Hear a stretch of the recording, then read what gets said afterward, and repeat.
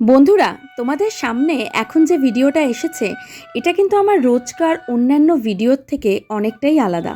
এখানে আমি কিছু কিছু কথা আলোচনা করে নেব। গৃহস্থ বাড়িতে পূজা অর্চনা করলে আমরা জানি মানসিক শান্তি, সমৃদ্ধি, সুস্বাস্থ্য এবং ইতিবাচক শক্তি আসে। এটাতে বাড়ির পবিত্রতাও বজায় থাকে।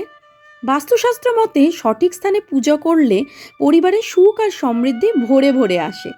নিয়মিত পূজার মাধ্যমে পরিবারে একটি শুভ ও শান্ত পরিবেশ তৈরি হয়। বাড়িতে যদি প্রতিনিয়ত আমরা পূজা করি তাহলে এটি মানসিক শান্তি ও স্থিরতা আনতে সাহায্য করে, একটি পবিত্র পরিবেশ তৈরি করে যা বাড়ির সদস্যদের মধ্যে ইতিবাচক শক্তি সঞ্চারিত করে। আমরা সকলেই জানি যে বাস্তুশাস্ত্র মেনে সঠিক স্থানে পূজা করলে পরিবারে সমৃদ্ধি ও সুখ আসে, কিন্তু আমরা অনেকেই জানি না যে বাস্তু অনুযায়ী পূজা ঘরের নিয়ম কী কী।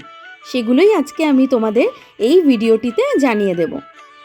সঠিক স্থান যদি আমরা মনে করি তাহলে সেটা হলো বাড়ির উত্তর পূর্ব বা ঈশান কোণে পূজাঘর স্থাপন করা সবচেয়ে শুভ বলে মনে করা হয়। পূজাঘরটি ভালোভাবে আলোকিত এবং বায়ু চলাচলের ব্যবস্থা রাখা উচিত।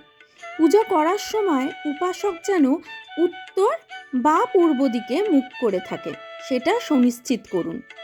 সিঁড়ির নিচে বা ওয়াশরুমের কাছে পূজা ঘর করা একদমই উচিত নয়। পূজা ঘরের জন্য বাস্তু অনুসারে সাদা, ফ্যাকাশে হলুদ, নীল এবং মেরুন হলো সবচেয়ে শুভ রং।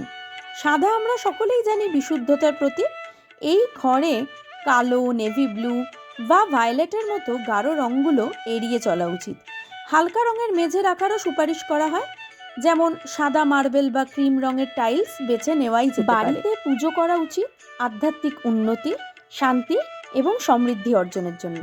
এটি ঈশ্বর এবং নিজের মধ্যে একটি সংযোগ স্থাপন করে যা মনকে শান্ত করে, নেতিবাচক শক্তি দূর করতে আর ইতিবাচক শক্তি আকর্ষণ করতেও সাহায্য করে। তাহলে আজকের এই আমার অন্যরকম ভিডিওটি তোমাদের কেমন লাগলো কমেন্টে অবশ্যই জানিও। ভালো থেকো সবাই।